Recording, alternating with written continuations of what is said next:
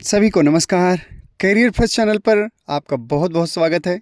आज का डिक्टेशन लिखने के लिए तैयार रहें। Ready, start. इस देश में सामुदायिक विकास और सामुदायिक योजना नए शब्द हैं, पर यह विचार बहुत पुराना है। इसका मौलिक तात्पर्य किसी एक दिशा में उन्नति के विपरीत चहुमुखी उन्नति से है।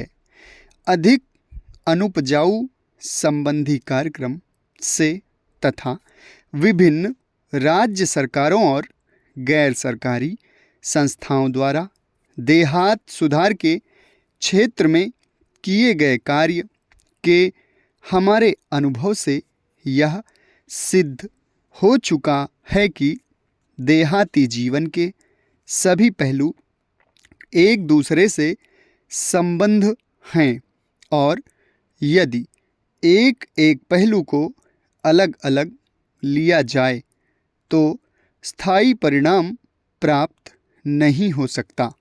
इसका यह अभिप्राय नहीं कि विशिष्ट समस्याओं को महत्व न दिया जाए, परंतु उनसे संबंधित आयोजन किसी विस्तृत योजना के ही अंग होने चाहिए और वे समस्याएं उस योजना के अंतर्गत आ जाएं।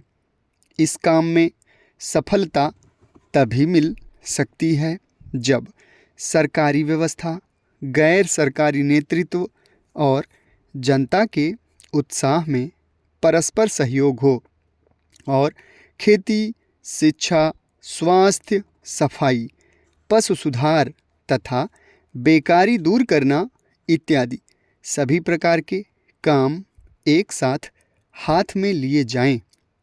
महात्मा गांधी की प्रेरणा से उनके अनुयायियों ने देश के अनेक भागों में इस प्रकार के काम बहुत निस्वार्थ भाव से किए हैं और दूसरी संस्थाओं तथा व्यक्तियों ने भी इस दिशा में बहुत कुछ किया है, लेकिन पर्याप्त धन और यथेष्ट मात्रा में विशिष्ट काम करने वाले न मिलने के कारण उनका विस्तार न तो उतनी दूर तक हुआ और न उतनी तेजी के साथ हुआ जितना हम चाहते थे। भारत और अमेरिका के बीच जनवरी में हुए प्राविधिक सहयोग समझौते से इस दिशा में उन्नति की नवीन संभावनाएं पैदा हो गई हैं। मेरा बराबर यह विश्वास रहा है कि भारतीय किसान खेती के काम में कुछ नौसिखिया नहीं और उसे इसका कई पीढ़ियों का अनुभव है।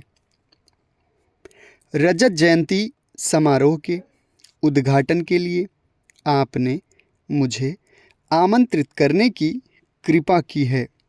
25 वर्षों से भी अधिक समय पूर्व सार्वजनिक कार्य क्षेत्र में पदार्पण किया था।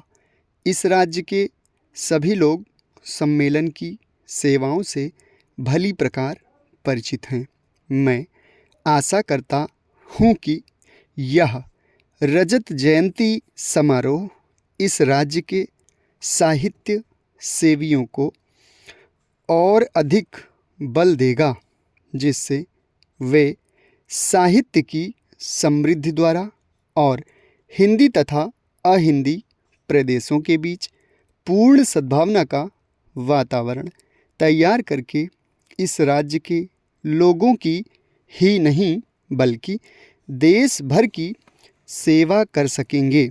मेरे विचार से हिंदी साहित्य की श्रीवृद्धि करके और सभी भाषियों के साथ सद्भावनापूर्ण संबंध बनाए रखकर हम अपने कर्तव्य का पालन कर सकते हैं। कम से कम इस ओर सबका ध्यान आकृष्ट हो चुका है। समाप्त। धन्यवाद।